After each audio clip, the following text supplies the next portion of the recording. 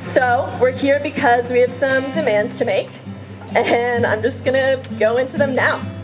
So firstly, we want, obviously, Tulane to take its endowment out of fossil fuels in 3 steps. We want 1, transparency. Yep. We want to know what we're invested in. Hey ho, where do our investments go? Hey ho, 2, we want divestment. We want Tulane to take its money out of fossil fuels. And 3, we want students and faculty to be able to participate in the decision-making process for future investments on this campus. Whenever natural disaster comes along, the people with the fewest resources suffer the most, and those happen to be black and brown people. 78% of African Americans live within 30 miles of toxic spewing coal plants. Given these facts, when we show up to talk about clean air and fight against climate change, let us remember these communities. Let us center these communities, and let us show up for these communities. This is a call to action. Indigenous people are still here and are still fighting. Black and brown people are also part of this movement and are fighting. So let us center them. Thank you. Waters rise, here I rise. Waters rise, here I rise. So I think it's very important that they even mention Indigenous communities, because we are the frontline people for what's happening all over the world. And I think having someone who is speak here right now is important, so that you see we are here. This is our land. You are standing on Indigenous land. This is Chahatayakini land, okay?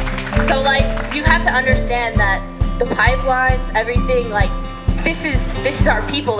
This land has our ancestors in it. We feel it every day. So when you see stuff like this happening, it's hard to disconnect from it, because our connections are through the earth, through the land, through our kin all over the world. So it's other people who aren't Indigenous need to back us and to understand what it means to fight for climate justice, to fight for the earth, because we are the protectors, and we are for all people, for our kin, for our connection, for survival, and for love and peace.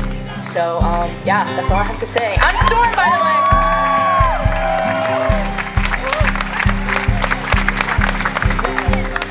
History has shown time and time again that real, long-lasting social change happens when people come together in massive movements of non-violence.